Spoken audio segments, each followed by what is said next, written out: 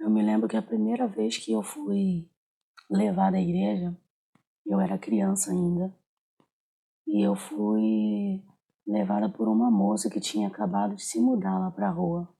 Ela juntou as crianças e levou para a igreja.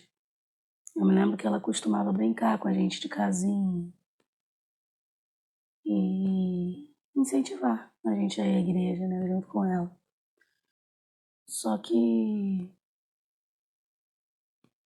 eu lembro que eu comecei a ir à igreja com ela algumas vezes e eu tive pesadelos à noite. Passei a ter pesadelos, coisas que já era algo que eu tinha, mas que por causa desses pesadelos que eu comecei a ter, eu deixei de ir à igreja com ela, eu fugia dela. Eu não lembro o sonho, eu só lembro que eu fugia dela a partir daquele sonho. Era como se eu soubesse que eu estava tendo aquele pesadelo por causa de estar indo na igreja com ela. Então ela queria que a gente fosse e convidava e eu comecei a fugir dela.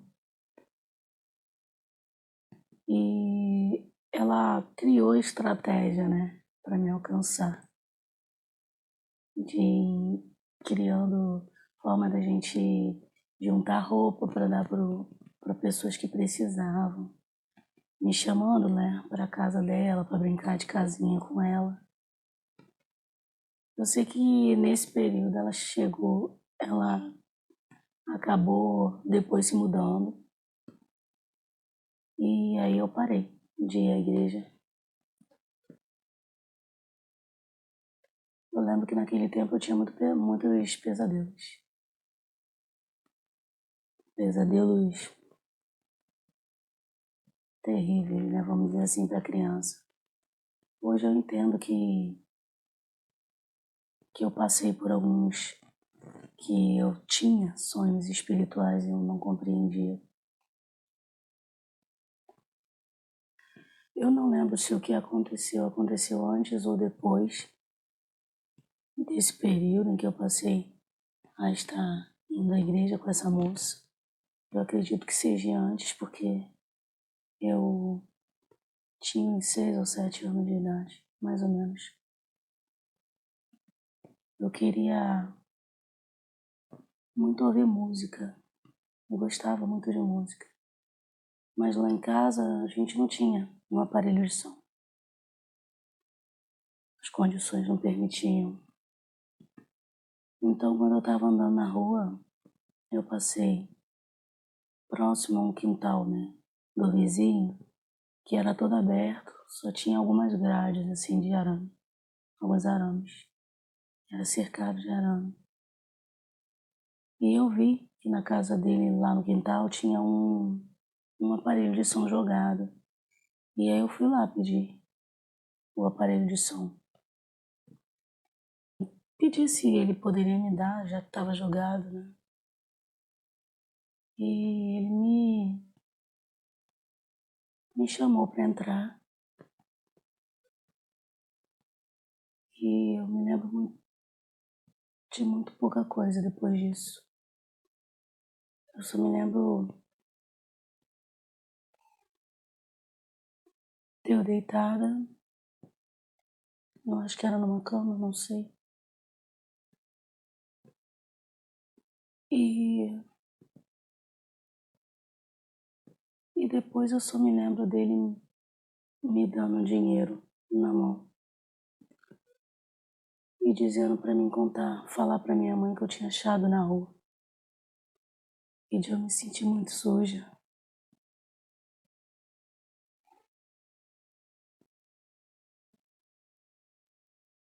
Eu sabia que alguma coisa tinha acontecido. Eu fui para casa, eu falei com a minha mãe exatamente o que ele disse. E eu me lavei muitas vezes.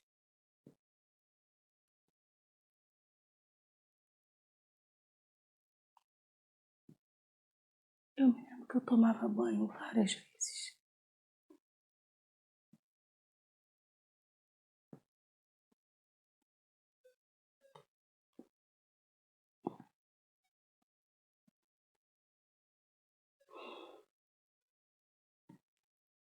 Muitas vezes eu tomava banho. Passei aquele dia todo saindo e voltando para aquele banheiro tomando banho.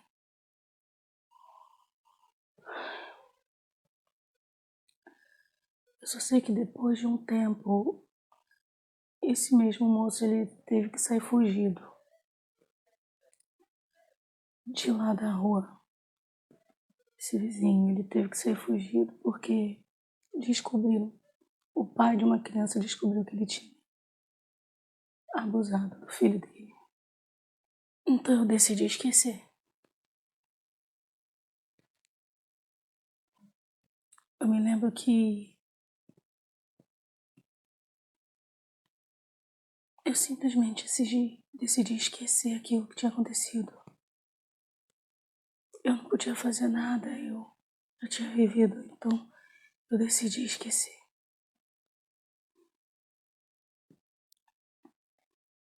O que eu não sabia é que eu levaria isso pro resto da minha vida. As consequências daquilo que eu tinha vivido, sabe? Porque me causou muitos danos depois. Mas eu era só uma criança. Eu não sabia o que fazer, então eu decidi esquecer.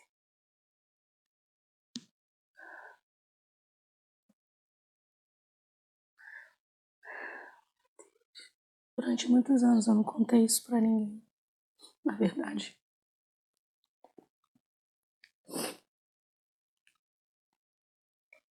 Durante muitos anos eu ignorei a existência desse problema, né? Como eu disse, eu decidi que eu ia esquecer mesmo. Então eu continuei a vida. E eu acho que o restante da minha infância foi boa, né? Tirando essa parte, porque eu esqueci que eu decidi esquecer. Mas conturbado também, né? Conturbado principalmente quando chegou a parte da minha adolescência, que foi a passagem mesmo de infância para adolescência, foi a parte mais difícil. Porque de alguma forma eu não queria deixar a minha infância para trás, sabe? As crianças já estavam crescendo, os adolescentes já estavam pensando em namoradinhos e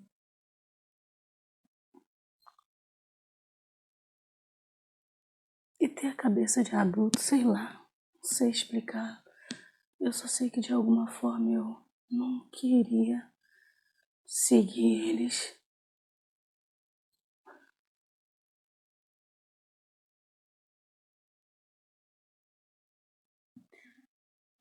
Então a adolescência chegou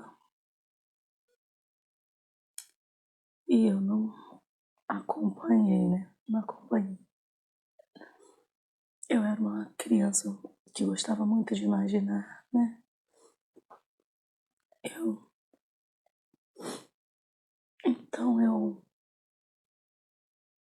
continuei nesse mundo de imaginação.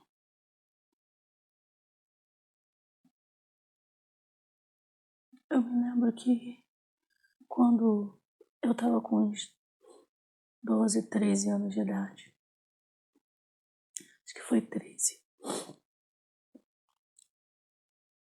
eu tava dentro de casa e minha mãe tinha recebido uns pastores da igreja do meu tio, dos meus dois tios, que foi visitar. Eu não sei, eu não lembro por quê. Não lembro o que tinha acontecido, se era só para pregar o evangelho ou se tinha alguma outra coisa acontecendo que levou eles lá. Eu não lembro. Eu só lembro que eles ficaram lá, eles estavam no quintal e eu estava dentro de casa. Na época, o quintal lá em casa era 3 casas. Eram 3 casas. A casa da minha mãe ela era lá atrás, a casa da minha avó com a minha tia era na frente e do lado da minha casa tinha a casa do meu tio.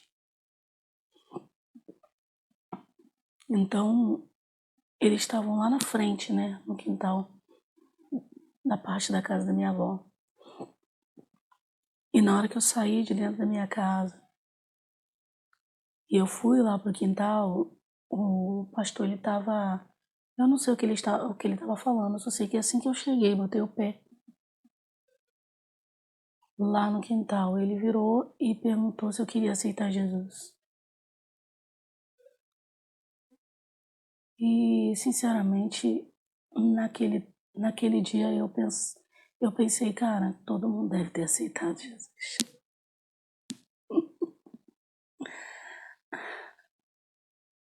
E só eu que não vou aceitar. Tipo, eu não sabia o que tinha acontecido antes, então eu fui e disse que sim. Depois eu acabei descobrindo que nenhum deles tinham aceitado, vamos dizer assim. Mas, sinceramente, foi a melhor decisão que eu fiz. Mesmo sem saber, mesmo por causa das intenções erradas. A intenção não foi a intenção certa, mas foi a melhor decisão que eu fiz. Porque foi exatamente nessa época, nessa transição, que eu mais precisei de Jesus.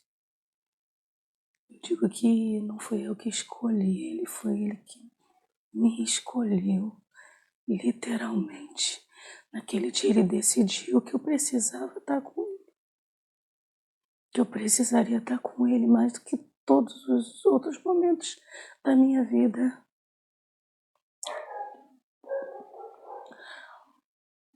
Porque, como eu disse, foi mais ou menos nesse período que eu comecei a, a, a não querer acompanhar os outros, as pessoas, os amigos, os meus primos, as pessoas aquelas crianças que nós éramos crianças juntas e que chegou o momento de transição e eles foram e eu fiquei. Porque eu decidi, mesmo que inconscientemente, não acompanhar, não seguir, não crescer, vamos dizer assim. Eu não sei explicar, eu só sei que eu entrei num mundinho de imaginação dentro da minha cabeça. Eu me imaginava de várias formas possíveis. Eu vivi tanto aprisionada nesse mundo, porque foi a partir desse período que eu comecei a sonhar tanto que eu me viciei. Me viciei a sonhar. Eu, não, eu lembro que eu orava muito a Deus pedindo para conseguir parar.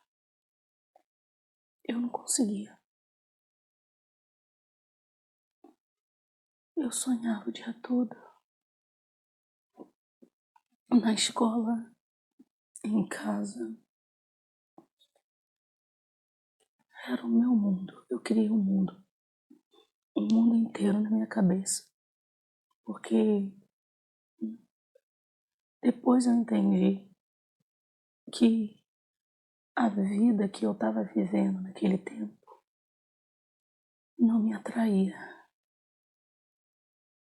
Não me atraía, era muita dor, muito sofrimento. Então eu criei um mundo para mim. E o pior é que esse mundo que eu criei me aprisionou tanto, eu fiquei tão aprisionada que tornou um círculo vicioso a minha vida que nunca prestava, nunca tinha nada que chamasse atenção, porque eu ficava tão aprisionada num sonho que eu não tinha tempo de criar memórias, de viver essa vida de forma agradável, sabe? Eu não tinha amigos, eu tinha deixado tudo para trás. E por mais que eu percebesse isso e tentasse buscar uma forma de abandonar o vício do sonho e começar a a buscar amizades, a buscar a vivência mesmo com as pessoas. Eu não conseguia, eu tinha me viciado já. Sabe, foi um vício, eu acho que foi muito rápido, mas que durou muitos anos. E o meu melhor amigo foi Jesus. Era quem eu contava os meus segredos, as minhas dores. Era quem eu clamava e pedia socorro. Eu não pedia socorro a ninguém além dele. Durante todo esse tempo, que foram anos, ele foi o meu socorro. É por isso que eu digo que não fui eu que escolhi, foi ele que me escolheu. Foi ele que me alcançou. Porque ele sabia que eu ia precisar dele, porque durante esse tempo foi os anos mais difíceis da minha vida, emocionalmente falando. Tínhamos problemas do lado de fora e eram problemas sérios também. Problemas familiares, mas o meu interior, eu estava quebrada. Eu só não sabia, entende? Que eu estava quebrada.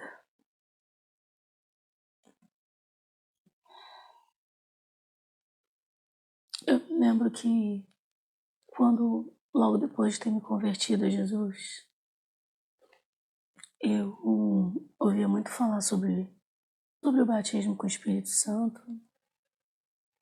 E eu queria muito ser batizada com o Espírito Santo também, sabe? Como eu disse, apesar da minha conversão não ter sido a conversão com, com as intenções corretas, depois eu me apaixonei por Jesus. Como eu disse, ele era meu amigo. Entende? Era o único amigo que eu tinha. Era quem eu clamava, era quem eu falava, era quem eu pedia, era quem eu conversava. Então, eu ouvia falar sobre o batismo com o Espírito Santo e comecei a sentir vontade, a sentir esse desejo. E durante muito tempo eu resistia, apesar de querer, eu resistia por causa de medos, porque eu ouvi algumas pessoas falando que sobre experiências com coisas que não tinham nada a ver com o Espírito Santo, mas que parecia. Tipo, pessoas que falavam em línguas e estavam endemoniadas. Então, eu demorei muito para ser batizada por causa disso. Porque eu sentia que vinha, que Deus estava me dando, ou falar em línguas, né? Mas eu retia para mim por causa dessas ideias que tinham falado, que tinha me colocado esse medo, essa preocupação, vamos dizer assim. Então, eu fiquei um bom tempo querendo, mas não conseguindo, não sendo batizado. Então, teve uma vez que no ponto de pregação, que lá em casa, no quintal lá de casa, passou a ser um ponto de pregação a partir depois da minha conversão. A minha avó, ela já era convertida da igreja, ela frequentava a igreja batista, e a partir da conversão desses meus tios que moravam um pouco mais distante e que trouxeram esse pastor lá para visitar o pessoal lá de casa, e eu me converti, e aí eles começaram e implantaram um ponto de pregação lá em casa. E o presbítero lá, que era o dirigente, ele virou e falou que tinha alguém ali, que Deus ele queria batizar com o Espírito Santo, e que estava com medo, com receio. E que eu não era para temer, porque era dele, sabe? Então, a partir daquele dia, eu perdi o medo. E eu comecei a falar em línguas, e ali eu fui batizada com o Espírito Santo.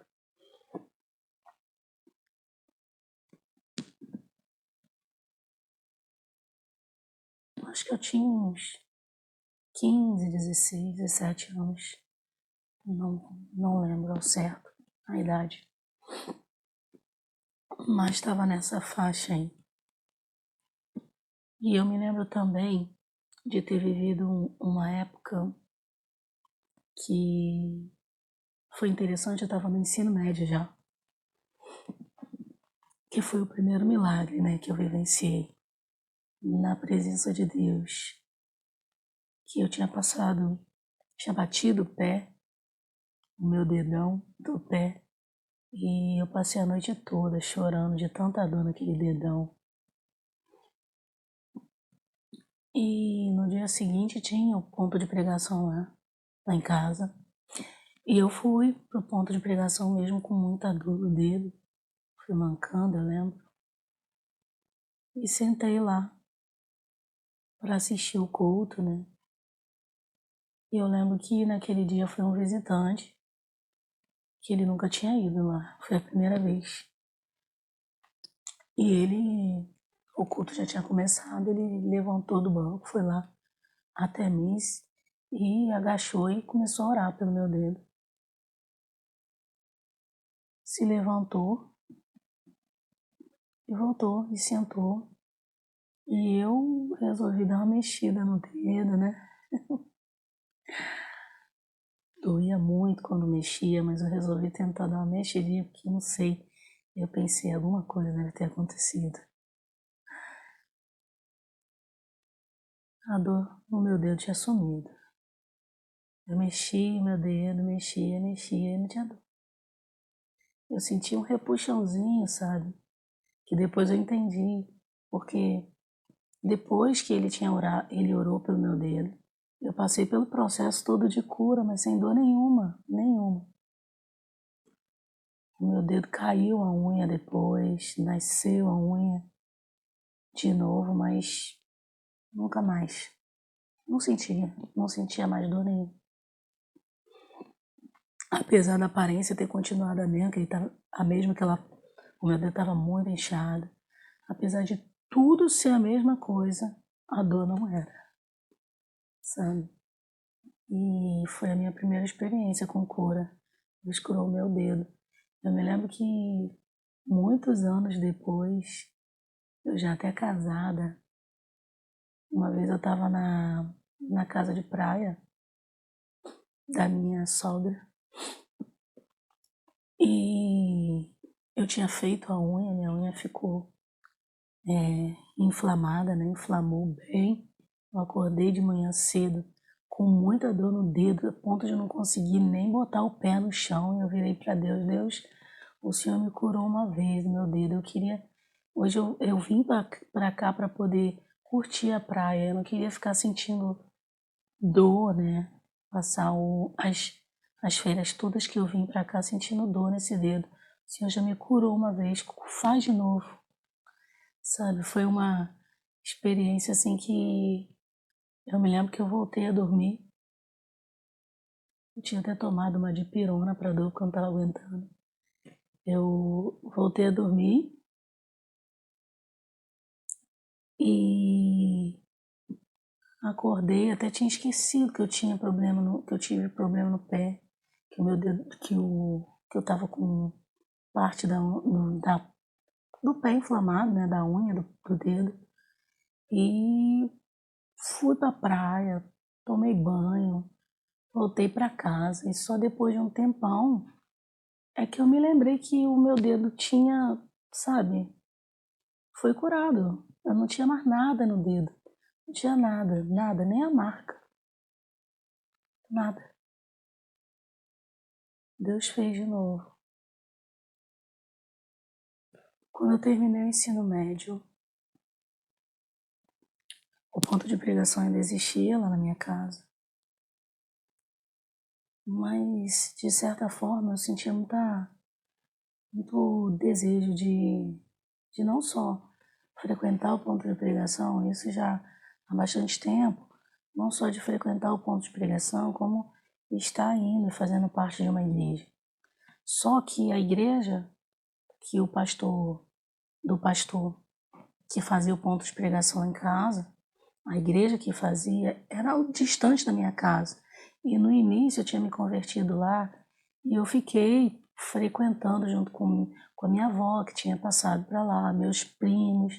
Só que com o tempo eles foram esfriando e não sentindo mais desejo de ir, sabe, aos domingos, escola bíblica, em cultos lá na igreja.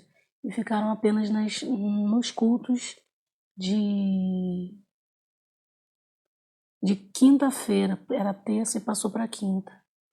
E ficaram só nos cultos de quinta-feira, nos pontos de pregação.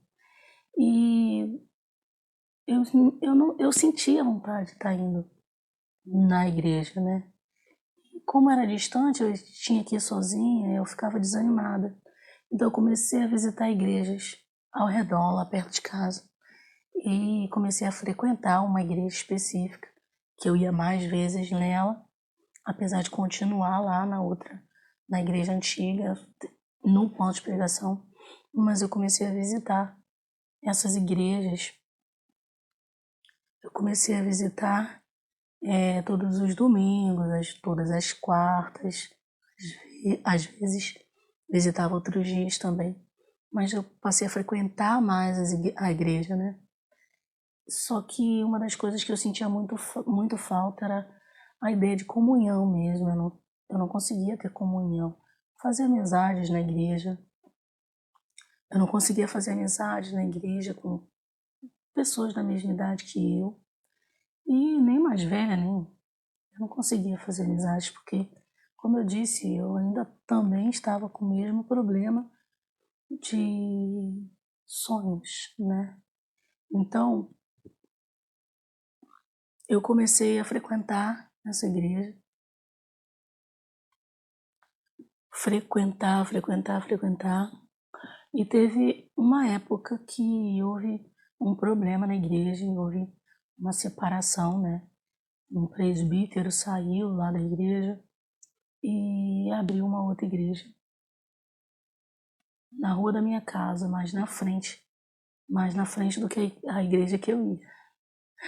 E toda vez que eu passava em frente à igreja deles, eles me chamavam para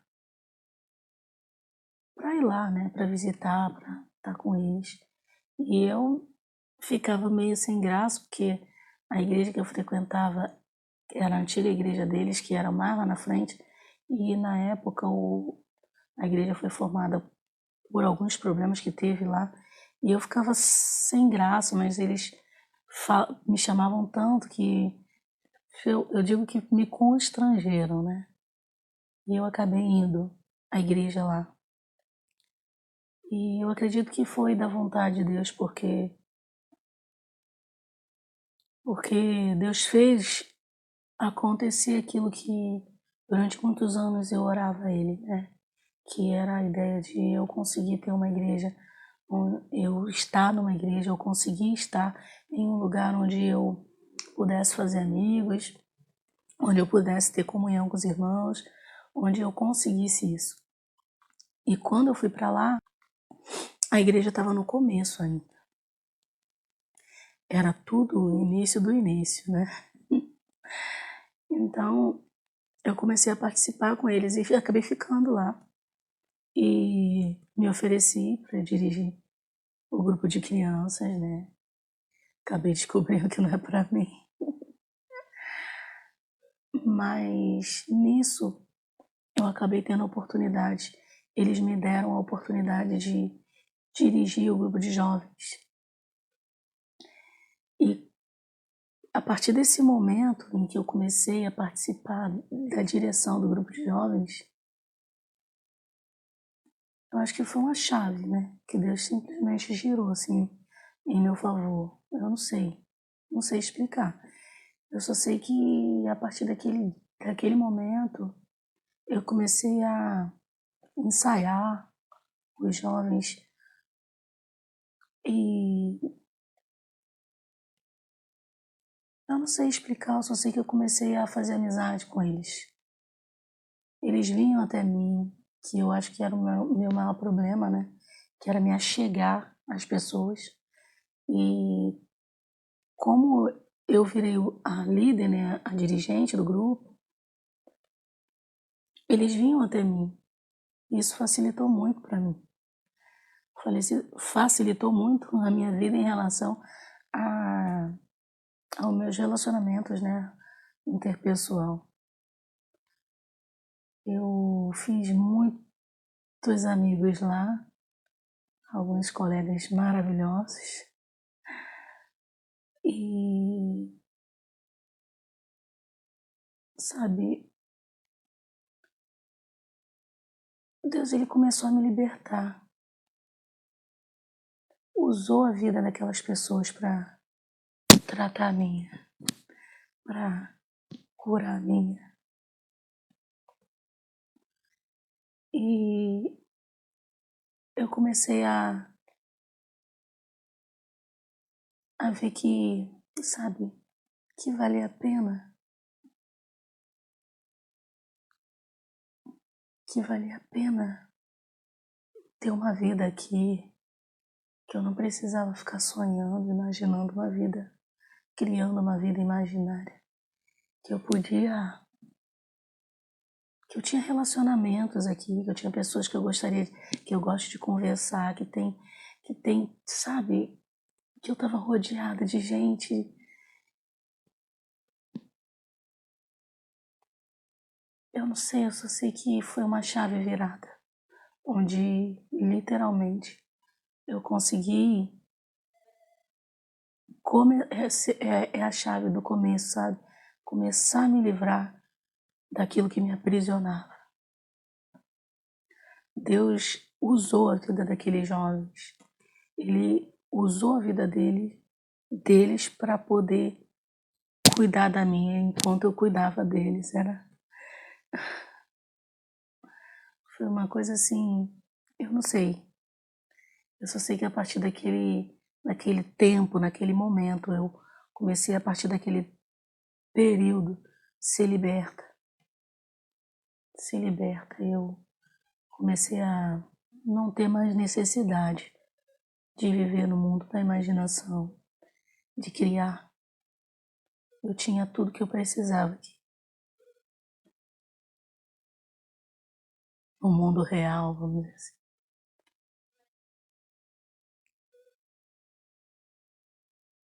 Eu me lembro que durante muito tempo eu não conseguia me relacionar com rapazes. Relacionar tanto o relacionamento amoroso como o relacionamento geral, né? Eu tinha problema de relacionamento geral, mas em relação ao relacionamento amoroso eu também tinha, né? Eu queria um namorado, eu queria um casamento, eu sonhava com tudo isso. Eu lembro que eu imaginava essas coisas, não de ficar nos meus sonhos, né? Mas eu falava com as pessoas que um dia eu ia casar, eu ia ter um véu gigantesco, ia ser aquela coisa toda, né? De vestido de noiva. Era aquele sonho que, por mais que eu falasse, eu tinha um problema enorme de relacionamento e que não me deixava me aproximar de ninguém, e principalmente dos rapazes, porque por causa do abuso que eu havia sofrido,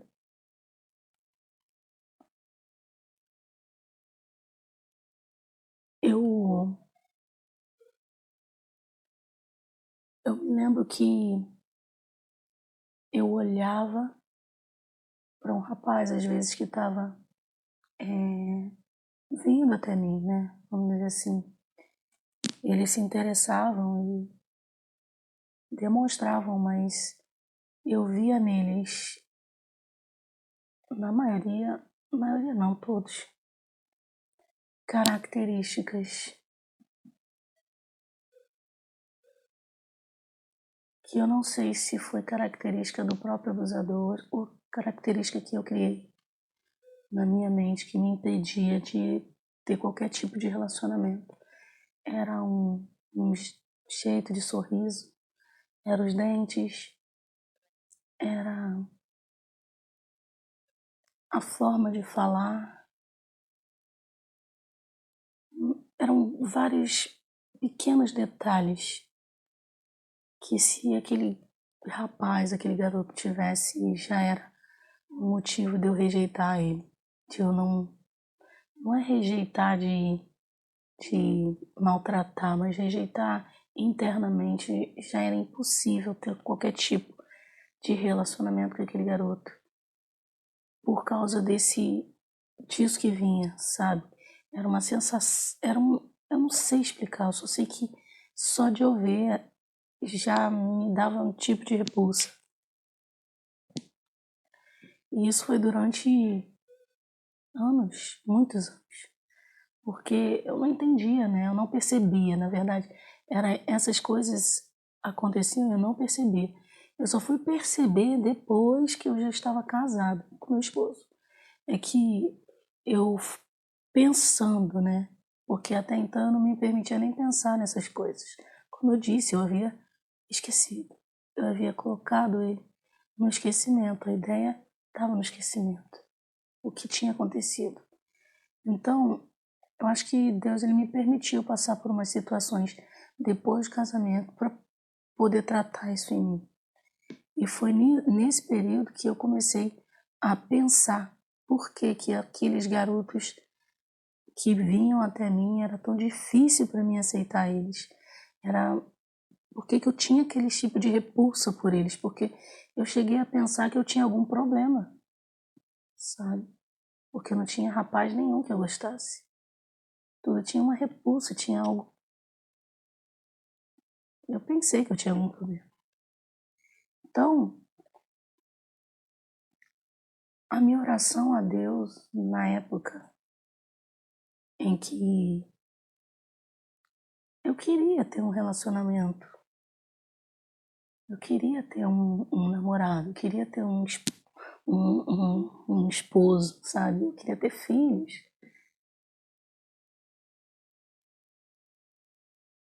Mas como nesse período eu tinha esses problemas, eu não conseguia ter nenhum tipo de relacionamento.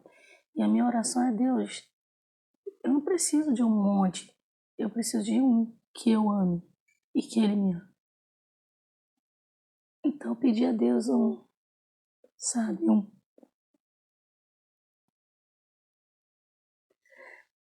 era a minha oração, meu.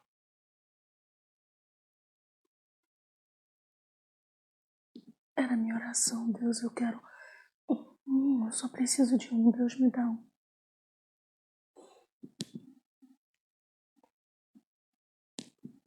um namorado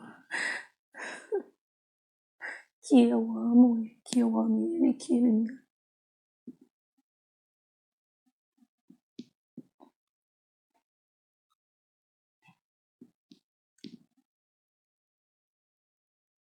Acho que foi muito tempo da minha adolescência orando isso, sabe?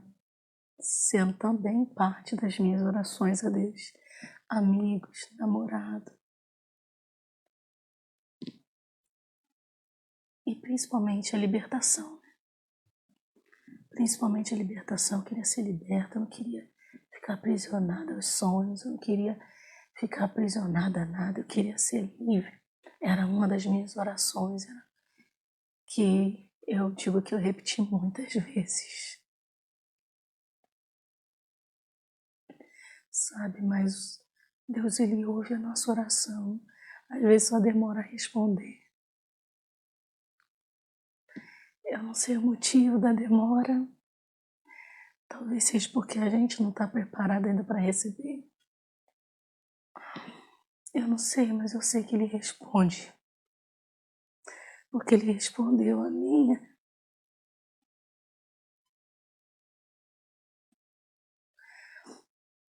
Eu comecei a dirigir o grupo jovem.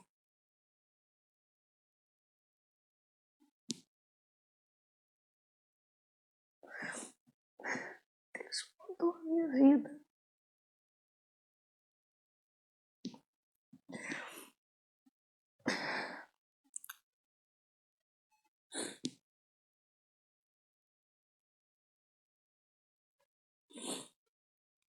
Eu comecei a dirigir o grupo jovem.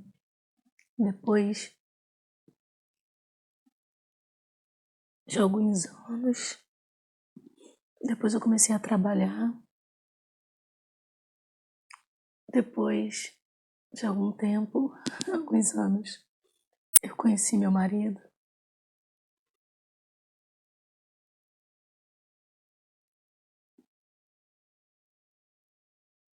E eu fui liberta, sabe? Foi esse processo. Deus começou lá e terminou. Eu lembro que foi quando eu conheci meu esposo, sabe? Que o processo de libertação, de transformação em relação ao vício de sonhar,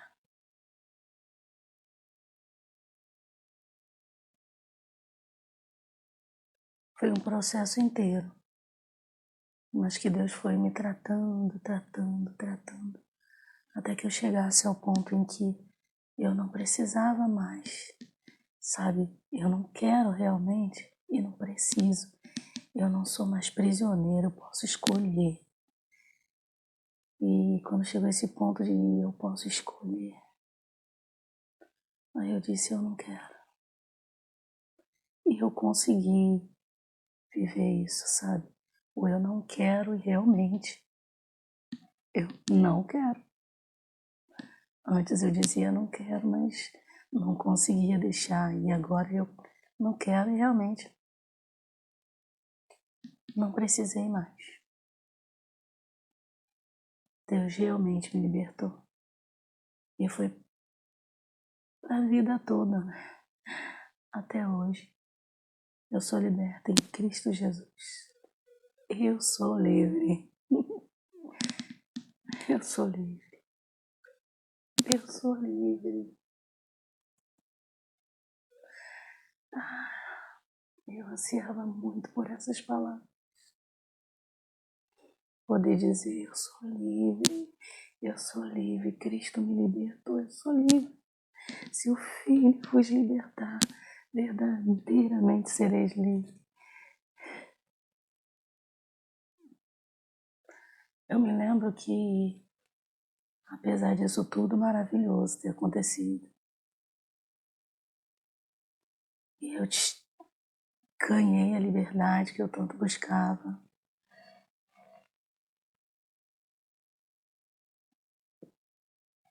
E além de ganhar a liberdade que eu tanto buscava, eu havia ganhado amigos, eu havia ganhado um namorado, Deus tinha me dado um namorado. Eu acho que o maior problema, né, quando a gente chega ao ápice de tudo aquilo que a gente orava a Deus e pedia e o momento de receber, é que quando a gente está ganhando, a gente está recebendo, sabe? A gente corre o risco de se embriagar com aquilo, que é o que Deus ele fala para o povo de Israel. Cuidado, que vocês não cheguem lá na terra prometida e vejam toda a maravilha, né? Todos os alimentos, tudo de bom que tem lá. Se embriaguem, se saciem, se aproveite tudo aquilo e se esqueçam.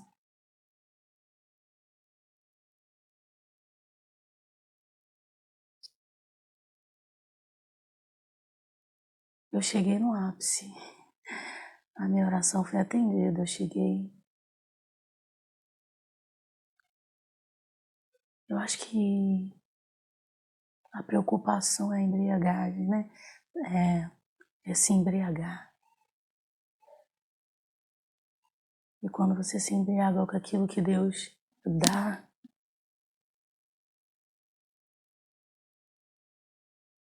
você faz o que não devia.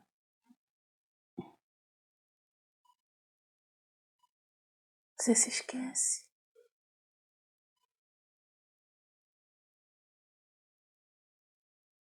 se desvia. E foi praticamente isso que aconteceu na minha vida, né? Eu cheguei ao nível que eu buscava em Deus, mas tem um perigo de cair ribanceira abaixo se você não tomar cuidado. E eu creio que isso aconteceu na minha vida. Eu tive alguns problemas lá na minha igreja que eu já estava frequentando, essa que eu tinha um grupo. Eu tive alguns problemas lá na igreja que pessoas falaram coisas que me entristeceram, porque eu percebi que os pessoal já estavam me tratando diferente, sem eu nem saber o motivo. E aí veio essa informação do que estava acontecendo. E o meu primeiro instinto foi abandonar tudo, sabe? Eu não quero mais dirigir o grupo, eu não quero mais estar nessa igreja, eu não quero mais nada.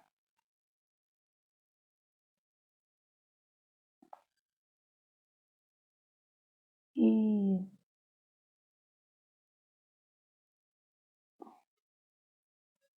eu me lembro que nesse período, o meu esposo, que era o meu namorado, estava indo muito lá em casa e ele também estava passando a deixar de ir à igreja dele para ir lá em casa para ficar comigo.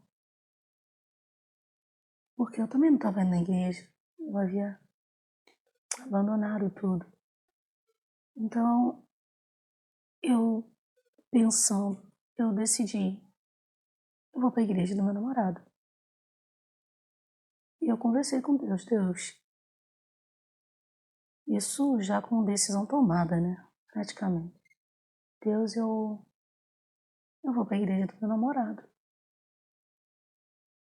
E, sinceramente, eu tive uma impressão no meu coração de uma palavra que uma das moças lá da igreja havia falado comigo há um tempo atrás, que eu não havia entendido, mas eu sabia que vinha de Deus, mas eu não havia entendido 100%, apesar de ela ter me perguntado se eu entendi.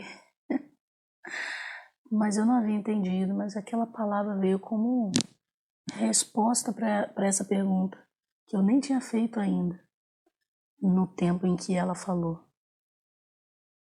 A resposta era não. E eu resolvi negociar com Deus, né? Que foi a maior burrice que eu fiz na vida. Deus, eu não estou indo na igreja.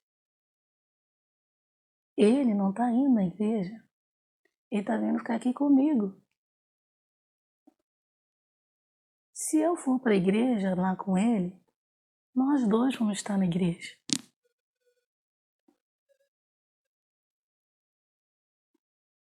Não adianta, Deus, eu não consigo ir na outra igreja.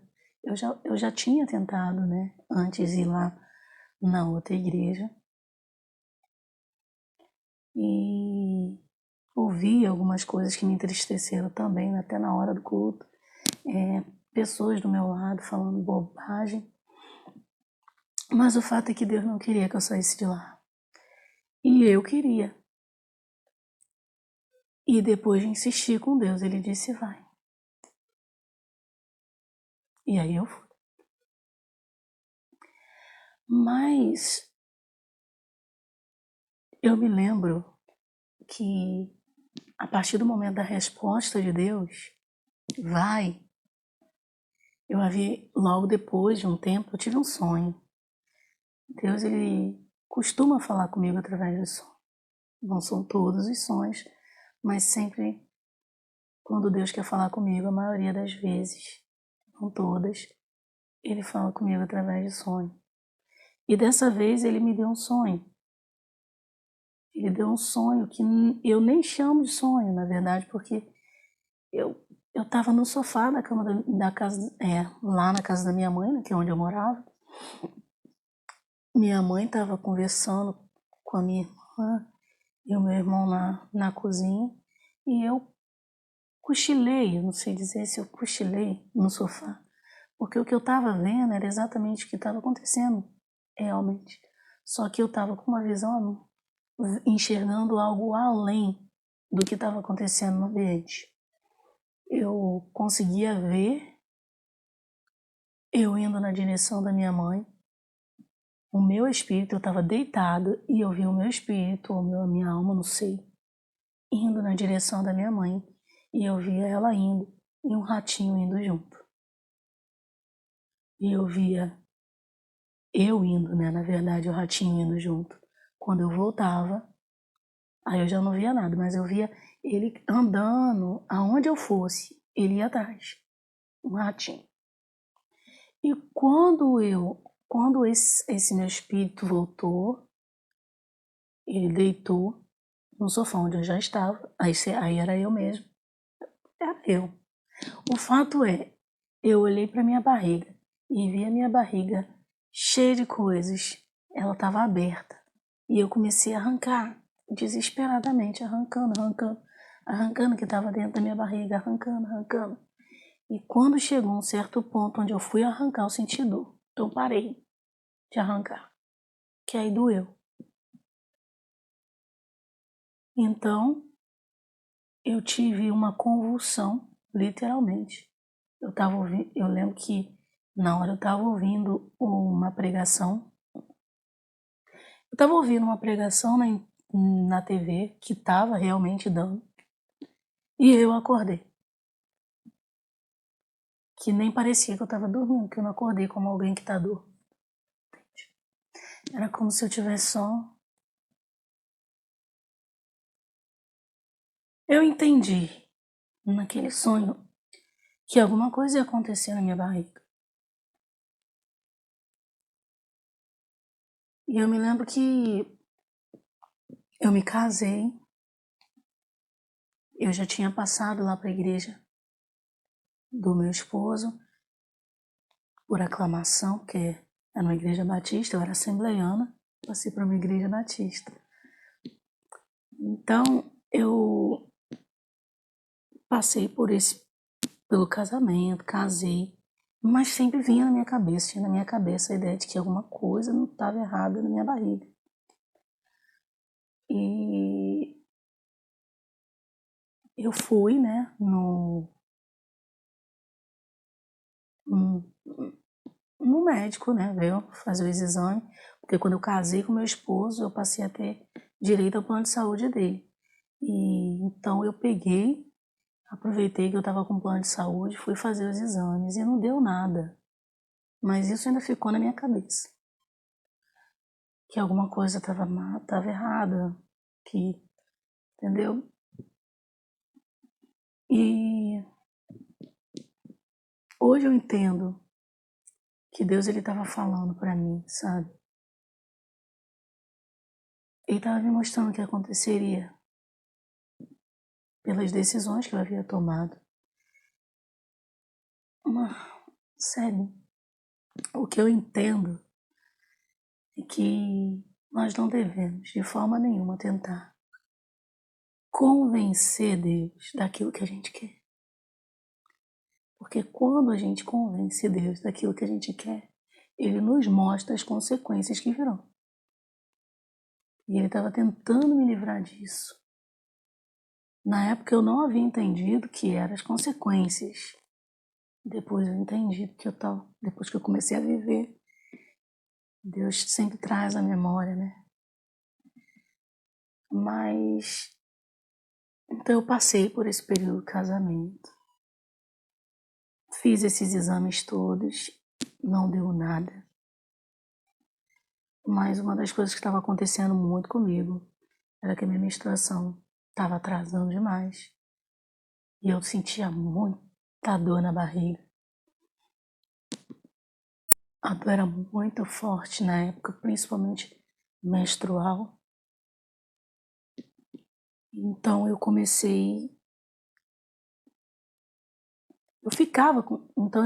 ficava com essas coisas na cabeça de que podia ser alguma coisa. Mas eu tinha feito os exames, não tinha dado nada. Meu marido depois não estava mais trabalhando naquela mesma empresa, tinha mudado de empresa e aquela outra empresa não tinha o plano de saúde, então eu fiquei um bom tempo sem fazer exame nenhum, sem fazer nada, porque eu não tinha plano de saúde também, não tinha condição, né, para poder estar fazendo os exames, então eu fui arrastando. Até que um período de tempo, né, um tempo depois, bem depois mesmo, foi em 2015, não, 2016. Em 2016 eu resolvi fazer exame porque minha menstruação tinha atrasado 15 dias e ela nunca tinha atrasado tanto. Então eu resolvi fazer os exames, fiz o exame em médico diferente, em, em clínica diferente, na verdade, porque eu não queria fazer na mesma clínica, porque na minha cabeça eu já estava com problema já, só se agravou, né? Mas eles não conseguiram ver, então eu decidi não ir neles, aí procurei outra clínica. Cheguei nessa outra clínica, fiz os exames, fiz os exames que a médica me passou, a médica passou a ultrassonografia transvaginal, isso, foi transvaginal.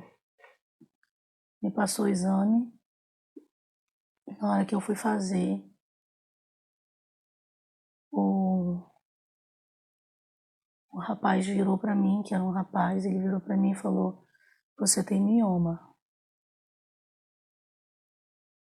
Até aí eu já fiquei um pouco preocupada, mas mioma, eu já tinha escutado falar que tinha cirurgia que resolvia.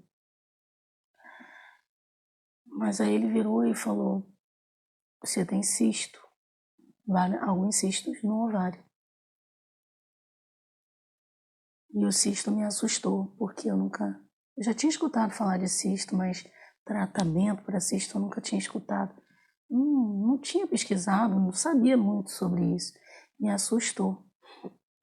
Eu lembro que eu saí do hospital, da clínica, na verdade, muito triste, né? Uma tristeza muito grande. Eu perguntei para o médico ele fala muito duro, né? Tô acostumada a dar má notícia, assim, parecendo que tá falando nada. Mas eu tentei conversar com ele, ele falou não, que não tinha, que não era tão grave assim, que podia. E eu saí de lá preocupada, saí de lá meio triste, né, chateada porque eu não estava esperando que isso acontecesse. Apesar de sabe, quando você sabe que algo vai, mas você não espera. Você espera que tenha uma boa notícia mesmo, sabendo que pode ter uma má doideira. O fato é que eu peguei e marquei logo no dia seguinte com a médica. Fui lá, não tinha nem como marcar, na verdade tinha que chegar mais cedo para ser encaixada ali, porque eu estava ansiosa, né, preocupada, eu não queria esperar, fui lá na doutora, e a ideia dessa doutora que me atendeu, era que eu deveria tomar um anticoncepcional e esperar durante 6 meses. Se nada acontecesse, se não crescesse, não precisaria fazer nada, né? Ficaria assim mesmo, mas eu fiquei incomodada. Eu saí de lá incomodada ainda, com a ideia de que esperar não era muito o que eu queria ouvir, sabe? A ideia era vamos tratar, não é vamos esperar. Então eu voltei para casa, comecei a pesquisar na internet um monte de pessoas que tinham vivido o mesmo drama, o mesmo problema que eu. E eu achei grupo de mulheres no Facebook, eu procurei. Cara, eu passei dias e dias e dias só pesquisando sobre essas coisas, lendo todas as experiências que as mulheres tiveram. E uma das coisas que a maioria falava era sobre médicos especialistas em mioma, médicos especialistas nessa área, né? Que tem muitos médicos que não são especialistas e que a gente tinha que buscar esses especialistas para saber exatamente o que fazer. Então, depois de ver muito sobre isso, eu comecei a pesquisar também aquelas indicações de médicos que as pessoas indicavam, que tinha nesses grupos, médicos que eles tinham tido boas experiências com eles. E escolhi um que meu plano cobria, o plano de saúde cobria, e fui. Quando eu cheguei lá, eu virei para o médico e falei, né, para o médico que uma coisa que eu não tinha falado com a outra médica, não sei porquê, eu não sei se eu esqueci, mas era uma pergunta, era uma dúvida que eu tinha, que eu virei para ele, falei, mostrei os exames que tinha tido e perguntei para ele, doutor, é normal você fazer transvaginal e ficar sentindo dor? Eu fiquei sentindo dor na barriga 3 dias seguidos. Ele não falou nada. Ele não disse nada. Ele me passou vários exames, inclusive o exame de ressonância magnética da pelvis. E basicamente aquele médico me passou todos os exames de uma cirurgia, né? Quando eu ia fazer os exames, o médico, os atendentes me perguntavam se eu ia fazer cirurgia. Porque ele me passou todos os exames. Todos. Até exame de HIV ela me passou. Então, era basicamente, ele estava me perguntando se ia fazer cirurgia, basicamente. Tanto que depois eu não precisei fazer nada, exames nenhum, já tinha tudo. E eu fui fazer esse exame. Eu me lembro que eu sentei perto de uma moça que tinha descoberto que tinha essa mesma doença que eu ia descobrir depois. E eu fiquei com dó dela.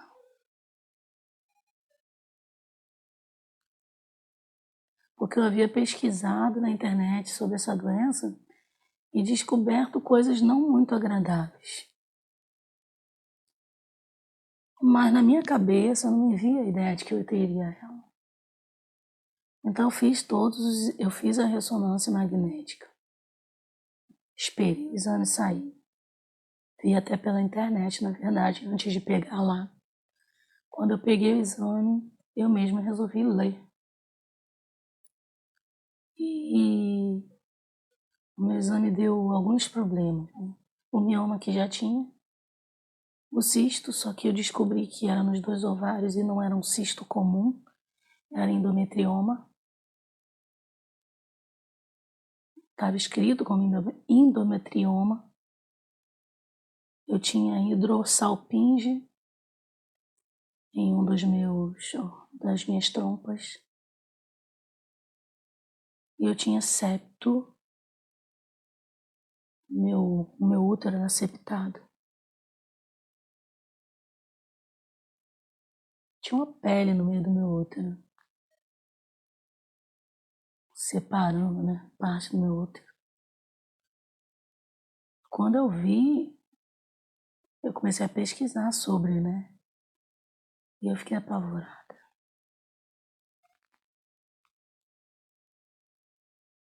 Eu fiquei apavorada naquela época, eu fiquei muito apavorada.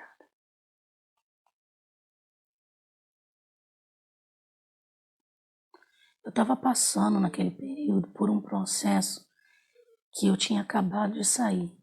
de uma depressão. 2015, início de depressão que eu tinha passado. E eu estava numa crise de ansiedade enorme. 2016 foi o ápice dessa crise de ansiedade que eu estava começando a vivenciar. Era o início de tudo. Eu estava vivendo uma crise de ansiedade terrível. Então, quando eu descobri esse problema, gravou mais ainda a ansiedade. Como tinha gravado ainda mais a ansiedade, foi uma luta, né? Uma luta. Porque eram dois problemas. Dois não, né? Vários problemas. Mas o problema da ansiedade e o problema que eu tinha descoberto e que, sinceramente, o médico, eu levei ao médico, depois de já ter visto tudo pela internet, já sabia tudo que eu tinha. Fui ao médico, levei todos os exames, levei tudo que ele tinha passado. Graças a Deus, naquele dia, o meu esposo, o médico resolveu atender, era um feriado. A atendente dele me ligou perguntando se eu queria trocar o dia para o dia desse feriado, que ele ia trabalhar nessa época. Então eu fui, legal, né? Feriado. E assim, estava adiantando o período, o dia que eu tinha marcado com ele. Então acabou sendo bom para mim. E nesse dia meu esposo resolveu ir comigo. Que estava em casa, então ele resolveu ir comigo, né? Graças a Deus, porque eu ia precisar. Eu cheguei no médico e o médico disse que eu precisaria passar por uma cirurgia. Porque eu tava... Me explicou tudo que eu tinha, né? Que na verdade eu já tinha visto antes. E ainda aí do salpinge poderia estar minhas duas trompas mesmo, não tendo aparecido no exame. Então tinha esse risco de eu perder as duas trompas, em vez de uma. E que eu teria que fazer essa cirurgia. E eu lembro que estava com meu esposo lá e a gente conversou com o médico. E a gente decidiu que ia fazer a cirurgia logo, que eu não ia ficar pensando muito, que eu não queria pensar muito, que a gente ia fazer a cirurgia, que era para ele marcar. Ele marcou para bem próximo, foi dia 1º de dezembro. Eu tinha ido ver ele, acho que foi final de outubro, início de novembro. Foi início de novembro, acho que foi dia 2 ou dia 1 de novembro, não lembro, era feriado. Aí ele me passou o único exame que eu precisava, né, que o restante já tinha tudo, que era passar pelo cardiologista. Que eu precisava receber a liberação do cardiologista para poder fazer a cirurgia. Então eu voltei para casa chorando.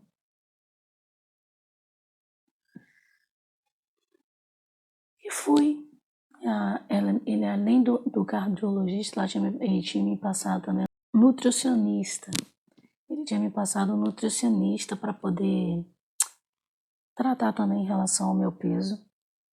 Mas não adiantou muita coisa, porque eu lembro que quando eu fui no nutricionista, era uma menina, uma doutora, eu cheguei lá mais preocupada com a ansiedade do que com o peso, né?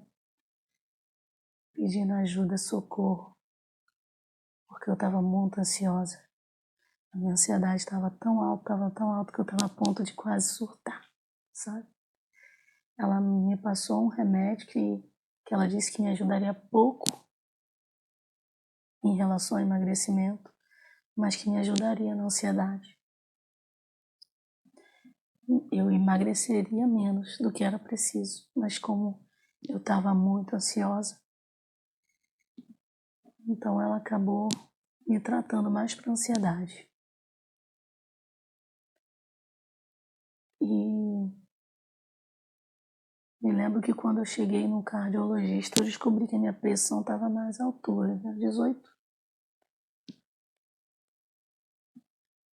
E aí o cardiologista foi fazer o tratamento, me passou o remédio para mim ser acompanhado, que ele disse que tomando o remédio eu ia conseguir controlar minha pressão e aí eu receberia, né, a liberação para cirurgia. E foi o que aconteceu, eu recebi a liberação para cirurgia. Uma das coisas que eu me lembro muito bem nesses períodos assim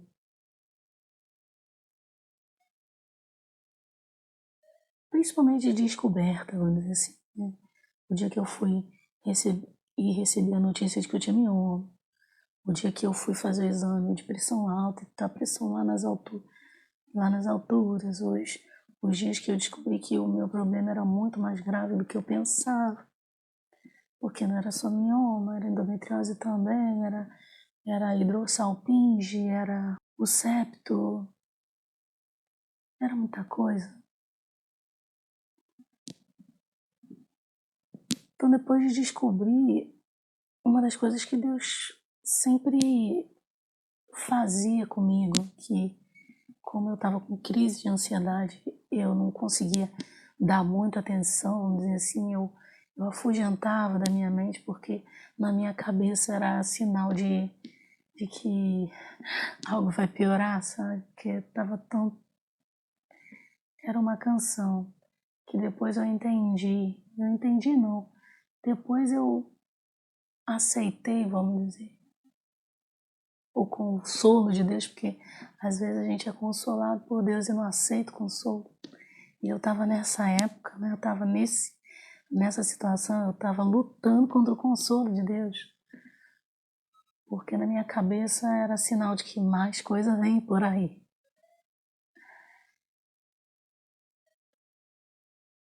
Essa canção, ela sempre veio. Quando eu ia para a clínica, ou quando eu voltava da clínica, quando eu ia para outra clínica, eu voltava.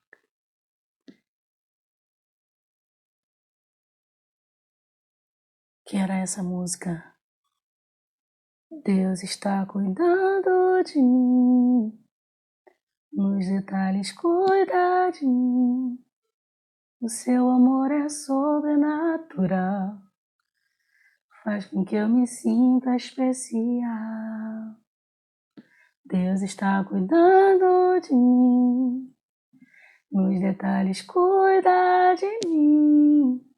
O seu amor é sobrenatural, faz com que eu me sinta especial. Quando eu ouvi essa música na minha mente, eu sabia que coisa boa não estava vindo para frente. Eu não sei, eu sempre achei essa música veio, eu vou ter uma notícia pior daqui a pouco. Era como se Deus estivesse falando que tá cuidando de mim, mas não vai me impedir de viver o processo. Eu entendi isso só depois. Naquele período eu estava vivendo só o processo mesmo. Era a dor, né? Então quando a música vinha, na minha cabeça algo pior vai vir. Eu vou descobrir mais alguma coisa. Não, tá tudo bem.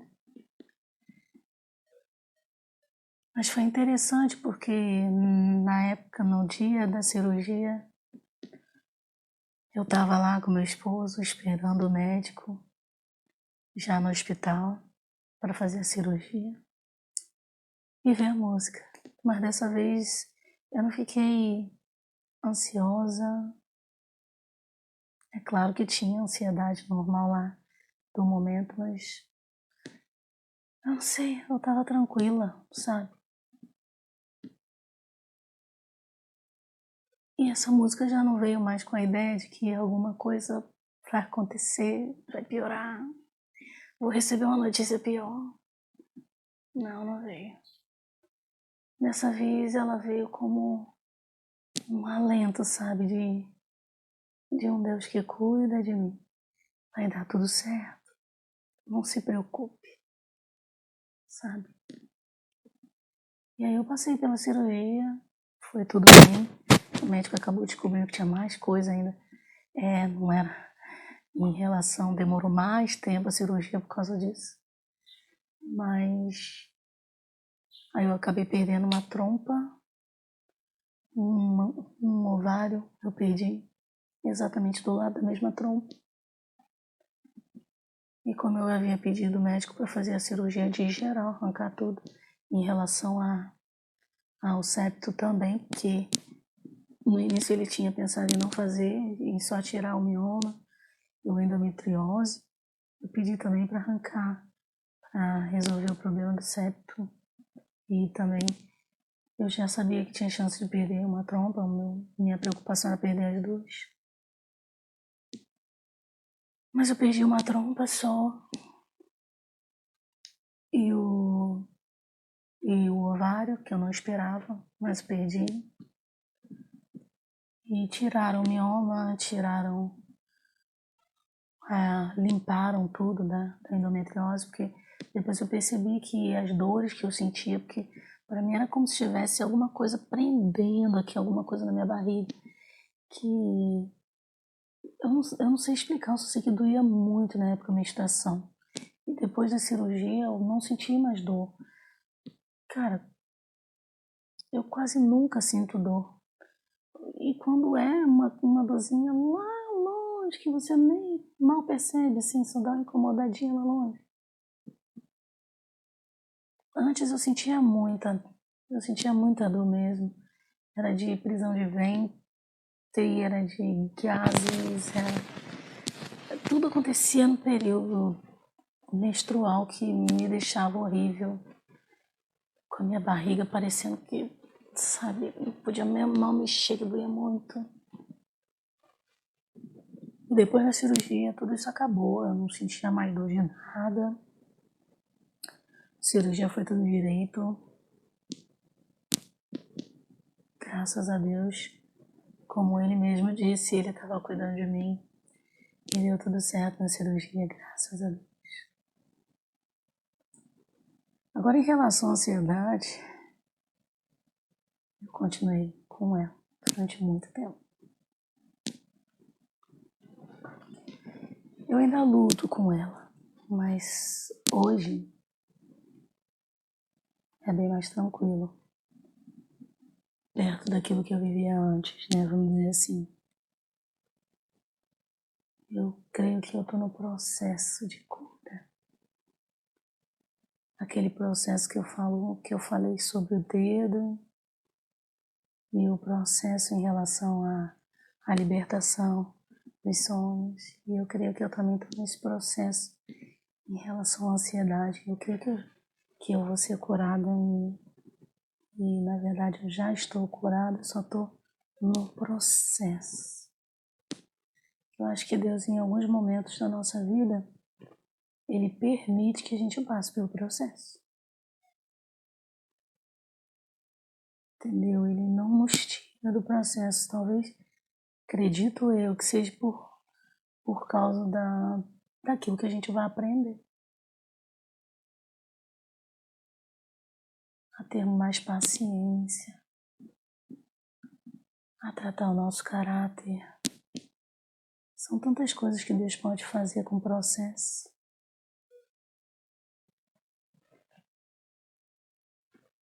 Existem momentos que a gente vai ter que passar por processos da vida. Por mais difíceis que sejam esses processos, Ele cuida de nós. Ele cuidou de mim. Eu me lembro que um desses processos que eu precisei viver no período de ansiedade, né? Que era o medo de estar sozinha, né? Dentro de casa. Medo, assim, não da minha permanência dentro de casa sozinha, mas eu ficava sempre pensando que se alguma coisa acontecesse comigo, eu estaria sozinha. Não teria ninguém para me socorrer, porque eu moro sozinha com meu esposo dentro de casa, só nós dois, e ele ia trabalhar e passava o dia inteiro trabalhando e eu aqui em casa sozinha ficava pensando, cara, e se acontecer alguma coisa comigo, se eu desmaiar, se der um treco, sei lá, quem é que... Não tenho ninguém para me ajudar, eu tô sozinha, sabe? Era um pensamento que ficava muito batutando na minha cabeça, essa ideia de sozinha, não tenho ninguém para me socorrer aqui, sabe? E aí eu vivi uma experiência que mudou a minha forma de pensar, que foi um dia eu tava cozinhando, tava fervendo arroz, fervendo a água, né, do arroz para poder jogar no arroz, tá fazendo arroz normal. E eu fervi a água, eu tinha uma panela que não tinha muito lugar de segurar, né? E eu usava ela assim mesmo. E eu me lembro que eu fervi aquela água e na hora que eu fui pegar aquela vasilha para poder jogar a água dentro do arroz, aquela vasilha escorregou, coisa assim da minha mão e caiu em cima, sabe, para cair em cima de mim. E eu fiz aquele malabarismo todo quando você tá tentando fugir de alguma coisa e cai e o treco cai em cima de você, você cai em cima do treco. E eu só sei que a água, caiu parte da água em mim, caiu a água no chão. Eu caí, que eu tinha escorregado na hora que eu tentei fugir da água, daquela vasilha fervendo de água fervendo em cima de mim. Eu fugi, tentei fugir, caí. Eu só lembro disso, que eu levantei daquele lugar pensando, cara, eu tô toda queimada. A água caiu fervendo em cima de mim. Eu acho que eu não tô sentindo, porque eu tô com adrenalina, né? Então eu tô com adrenalina, eu não tô sentindo nada, porque a água caiu fervendo em cima de mim. Eu vou secar isso aqui mesmo, queimada, né? Porque eu sentia só uma ardidinha, nem era na parte que cai, entrou água. Na parte que eu caí, que foi na parte da perna, né? Parte de trás, assim, que eu escorreguei. E era uma ardidinha muito boba, sabe? Mas eu pensava que era adrenalina que estava impedindo. Eu sentia queimadura geral. E aí eu comecei a secar e meu marido chegou na hora que eu estava secando. Ele entrou lá, ele coisou, né? Não estava entendendo nada. Eu fui e comecei a falar com ele, porque eu estava nervosa, né? Comecei a falar com ele que eu caí, a água caiu em cima de mim, que eu caí em cima da água e eu devo estar toda queimada. E eu só não estou sentindo por causa da adrenalina. Eu vou secar aqui. E eu comecei a secar, secar. Só depois de um tempo é que caiu minha ficha. Porque quando a adrenalina, quando aquele nervosismo, na verdade, foi saindo, eu fui percebendo que não tinha nada me queimado, que eu não tinha queimadura nenhuma. Eu me lembro que assim, naqueles segundos de queda, sabe? Que é por isso que eu entendo isso, nos segundos em que eu estava caindo, que a água estava caindo em cima de mim, que eu estava caindo. Eu só ouvi uma voz dizendo, você está sozinho, você não tem ninguém.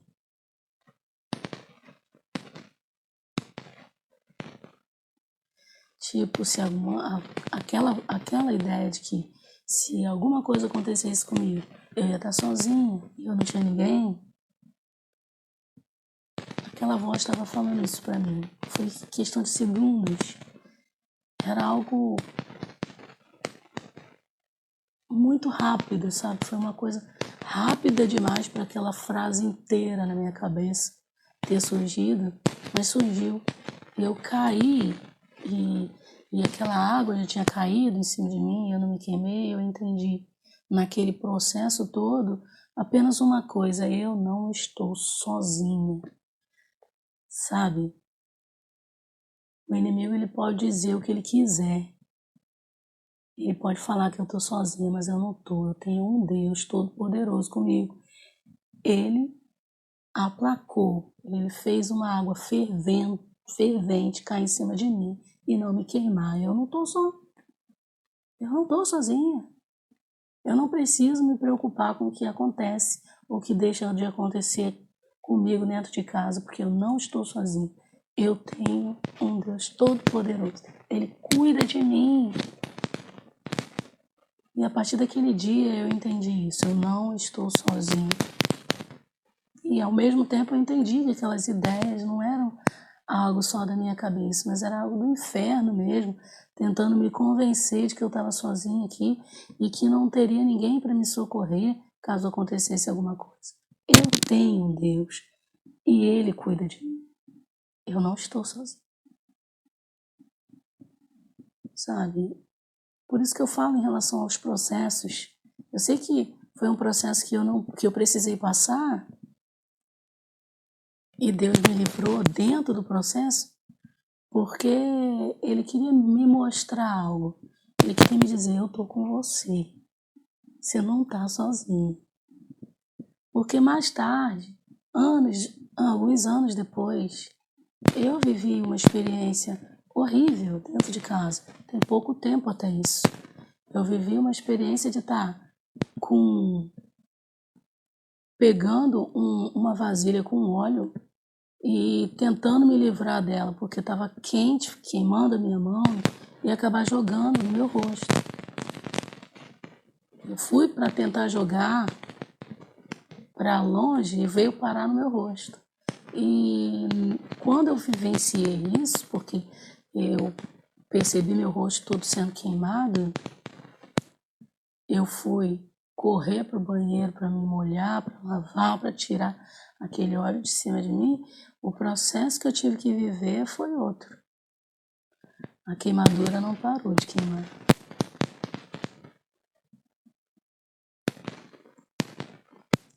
Eu lembro que a música que veio à minha mente, novo, eu estou cuidando de tudo. Deus está cuidando de mim. Eu entendi naquele momento que a música veio, eu estou cuidando de você. Mas não vou impedir esse processo. Você vai ter que passar. Foi um momento difícil. Meu rosto queimando. Foi desesperador. Tive que correr para o hospital com meu esposo para fazer o tratamento, para poder passar um remédio, para poder tomar injeção, para poder cuidar, porque a dor era terrível, era imensa. Mas eu tenho certeza que até nesse processo ele estava comigo. Ele esteve comigo quando a água não queimou, e ele esteve comigo quando o fogo queimou. Ele queimou, o óleo estava quente, estava queimando, estava doendo. Mas eu sei que ele estava comigo lá também.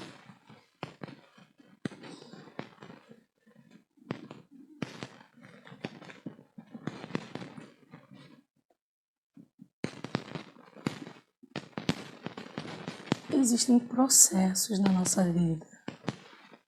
Alguns ele vai nos livrar, outros não. Outros a gente tem que passar. Outros a gente passa recebendo o alívio de Deus, né? Que é como eu falei em relação ao meu dedo.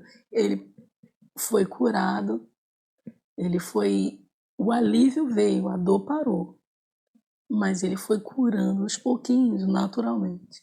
Mas não tinha dor. Então existe momento da nossa vida que a gente vai passar por alguns processos da vida que Deus vai simplesmente aplacar a dor. Você não vai sentir dor, mas o processo todinho você vai passar. Existem momentos que a dor vai vir também. Sendo com dor ou sem dor, Deus continua cuidando de nós. E é isso que é maravilhoso, porque nós temos um Deus que não nos exime, não nos impede de viver os processos da vida, porque Ele sabe que esses processos podem nos ensinar coisas, podem nos ensinar, nos fazer crescer. Eu acho que se Deus tivesse tirado todos os processos da minha vida, como o processo de depressão que eu tive que viver,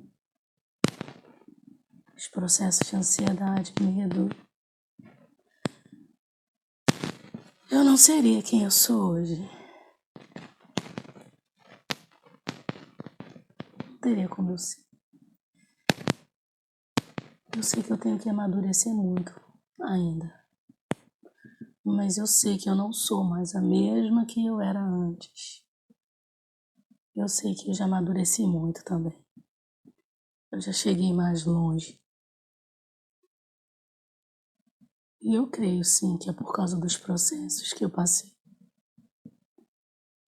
Eu creio sim que Deus ele cuidou de mim em todos os processos, mas me permitiu viver para que eu aprendesse. Que é uma das coisas que Ele colocou no meu coração e que eu não entendia antes. Que eu precisava obedecer. Se Ele não tivesse me permitido passar por aquele processo anterior de tentar convencer ele me mostrar tudo que eu vivenciaria depois, e eu vivenciando, eu não teria percebido esse peso do que significa a obediência. Ou eu obedeço e vivo tudo que Deus tem para mim, ou eu continuo insistindo a fazer do meu jeito. E aí vivo com as consequências daquilo que eu decidi, das minhas próprias escolhas. É difícil, né? Assim como está sendo difícil para mim estar aqui, fazendo esse vídeo e contando a minha história para vocês, porque, sinceramente, eu andei resistindo. Já tem algum tempo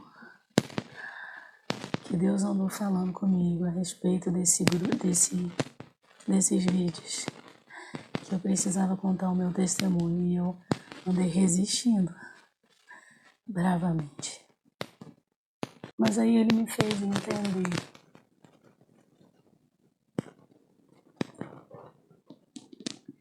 fez entender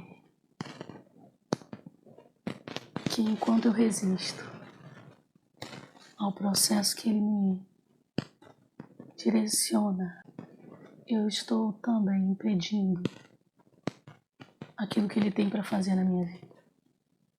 Ele não vai fazer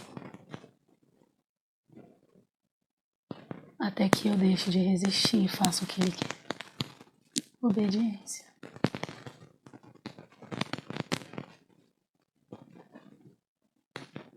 Então eu tô aqui contando para vocês esse testemunho de vida que Ele me deu para dividir com vocês, e espero que seja bênção na vida de vocês. Eu espero que faça diferença, eu espero que impulsione vocês a quererem buscar mais a Deus, que impulsione, que te dê, sei lá, esperança, se você estiver desesperançado, que te encha de fé, de confiança nesse Deus Todo-Poderoso, que Ele faz sim, apesar do tempo. Ele faz aquilo que Ele diz que faz. Se Ele diz que vai fazer, Ele vai fazer. E ainda que Ele não diga nada, se você está pedindo, se você está clamando, se você está diante dEle dia e noite, creia que Ele é Deus e que Ele responde a oração daqueles que clamam a Ele dia e noite. Ele não é um juiz mau, Ele é um bom juiz. Porque se o juiz mau da parábola que ele contou, sendo importunado com a insistência da viúva, atendeu ao pedido daquela viúva, quem dirá o nosso Deus, o justo juiz, não vai atender as nossas orações e as nossas petições? Ele não vai ver a nossa dor e não vai nos socorrer? Claro que Ele vai. Mas Ele tem um tempo. Ele tem o tempo dele, em alguns momentos Ele tem algo a tratar em nós, algo a cuidar em nós, antes que aconteça aquilo que a gente tanto deseja. Mas Ele é fiel e Ele não vai nos deixar sozinhos Em momento nenhum Ele não vai nos abandonar. Ele é fiel. O justo juiz é fiel para julgar nossas causas. É fiel para fazer justiça a nós, por causa dos nossos adversários. Ele vê todas as coisas. Ele conhece o nosso coração, Ele conhece o nosso interior, Ele sabe todas as coisas e a vontade dEle é boa, é perfeita e é agradável, ainda que a gente, no momento, não esteja se sentindo assim. Talvez para você o processo que você está passando não é bom. Não esteja bom, seja dolorido, esteja doendo. Mas entenda que se a palavra dele diz que a vontade dele é boa, então é bom. Significa que o resultado vai ser bom. O processo pode ser dolorido, mas o resultado é bom. É perfeito e é agradável. No final a gente vai ver isso. No momento certo a gente vai enxergar isso.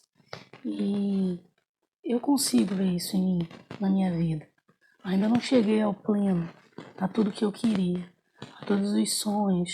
Eu acho que se eu esperasse, que na minha cabeça a ideia seria essa, esperar tudo acontecer, tudo aquilo que ele prometeu, aí eu saio contando para todo mundo, aí eu saio gritando aos quatro cantos, aos quatro ventos, eu saio, mas não é assim, né? Existem processos. E quando tudo acontecer que ele disse que aconteceria na minha vida, provavelmente eu vou estar sonhando outras coisas, coisas maiores que ele possa estar colocando no meu coração, e aí eu posso querer esperar mais. Então, vai ser algo infinito, até que eu morra e não conte nada para ninguém. Então, é por isso que eu estou aqui, contando para você o que Deus já fez e ansiando pelo aquilo que ele vai fazer, ansiando por aquilo que ele ainda vai fazer, que ele já disse que faria. E eu quero que você entenda e coloque no seu coração aquilo que Deus fala, ele cumpre. Aquilo que ele diz, pode confiar, ele vai cumprir. Ele vai cumprir. A Bíblia diz que aqueles que não confiam em Deus, aqueles que não têm fé, chama Deus de mentiroso. Mesmo que você não diga o seu sentimento, aquilo que você pensa, é aquilo que você está dizendo dentro do seu interior, Deus não vai cumprir. Então ele está mentindo. Se ele disse que vai cumprir, creia, ele vai cumprir. Ele não é mentiroso. Ele não é filho do homem para mentir. Ele não é como nós. Nós, às vezes, a gente fala uma coisa e faz outra coisa no meio do processo. A gente muda de ideia. Mas Deus não é Deus de mudar de ideia. Se ele falou que vai cumprir, ele vai cumprir. Ele é fiel para fazer isso. Então, que você creia, que você espere, ainda que esteja doendo, espere. Esperei com paciência no Senhor. E Ele com certeza vai atender e ouvir o teu clamor. Ele vai te tirar de onde você estiver. E vai te colocar no lugar onde Ele disse que te colocaria. Em nome de Jesus, creia. Obrigada pela sua atenção.